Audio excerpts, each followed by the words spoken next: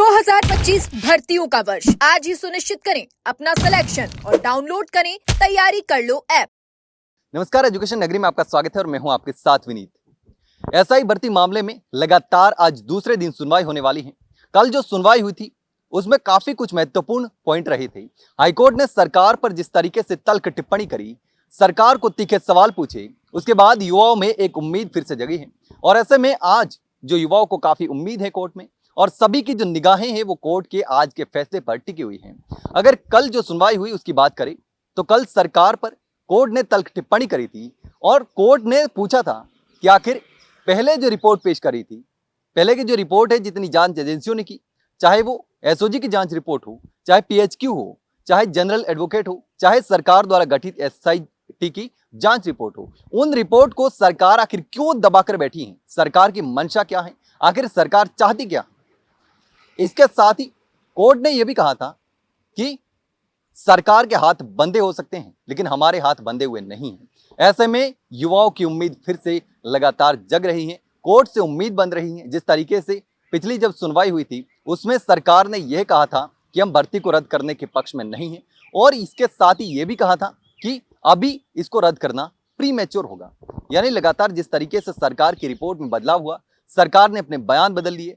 पहले भर्ती को रद्द करने की बात कही जा रही थी, लेकिन अब सरकार ने अपनी ही रिपोर्ट में बदलाव कर दिया। उसको लेकर हाईकोर्ट काफी नाराज नजर आया था।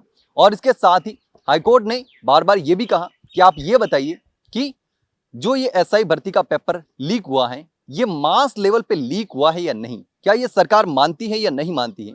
ये तमाम पॉइंट थे जिस पर सरकार से हाईकोर्ट ने जवाब मांगे।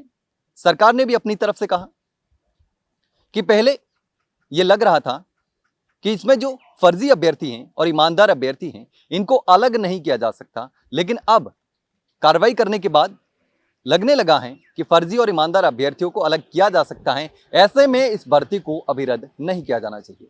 लेकिन आज जो सुनवाई होने वाली है, लगातार दूसरे दिन सुनवाई होगी और इस पर युवाओं की जो नजर है वो टिकी हुई है, उम्मीद टिकी हुई है। जिस तरीके से लगातार शहीद स्मारक पर पिछले 2.5 महीने से ज्यादा समय से धरना चल रहा है, नागौर सांसद हनुमान बेनीवाल के नेतृत्व में यह धरना चल रहा है, और एसआई भर्ती के पीड़ित अभ्यर्थी भी इस धरने में मौजूद हैं और लगातार एसआई भर्ती को रद्द करने और आरपीएससी को भंग करने की मांग कर रहे हैं। हनुमान बेनीवाल दिल्ली कूच करने की चेतावनी दे चुके हैं। अगर भर्ती रद्द नहीं होती है और आरपीएससी भंग नहीं होती है तो दिल्ली कूच किया जाएगा। ये ऐलान हनुमान बेनीवाल पहले ही कर चुके हैं।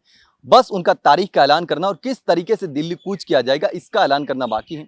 लेकिन अगर कोर्ट की तरफ से अच्छा फैसला आता है, पॉजिटिव फैसला आता है अभ्यर्थियों के समर्थन में, जो अभ्यर्थी लगातार धरने पर बैठे हैं उनके पक्ष में अगर फैसला आता है तो दिल्ली कूच टल सकता है। लेकिन इसके साथ ही राजस्थान, पूरे राजस्थान की यूं समझो तो नजर टिकी हुई है इस एसआई भर्ती पर, क्योंकि ये बहुत लंबा मामला हो चुका है। इसको लेकर के किरोड़ीलाल मीणा ने भी धरना प्रदर्शन किया। जब बीजेपी विपक्ष में थी तब भी किरोड़ीलाल मीणा इस मुद्दे को उठा रहे थे और उनके सरकार बनने के बाद भी लगातार भर्ती को रद्द करने की मांग कर रही थी, लेकिन उस पर कुछ नहीं हुआ। सरकार का और किरोड़ीलाल मीणा का अपोजिट मत था। सरकार भर्ती को रद्द नहीं करना चाहती और किरोड़ीलाल ये मीणा चाहते हैं कि भर्ती रद्द हो जाए। इसके साथ ही हनुमान बेनीवाल लगातार धरने पर बैठे थे। लेकिन अब देखना होगा कि आज जो लगातार दूसरे दिन कोर्ट में सुनवाई होने वाली है उससे क्या निकलकर सामने आता है और इस बार कोर्ट का क्या रुख रहता है, सरकार क्या अपना जवाब पेश करेगी। लगातार अब सभी जो पक्ष हैं वो एक एक करके अपना जवाब पेश कर रहे हैं, लेकिन आज देखना होगा कि कोर्ट में क्या कुछ होने वाला है। फिलहाल के लिए इतना ही, जल्द मिलते हैं एक नई जानकारी के साथ। तब तक के लिए नमस्कार।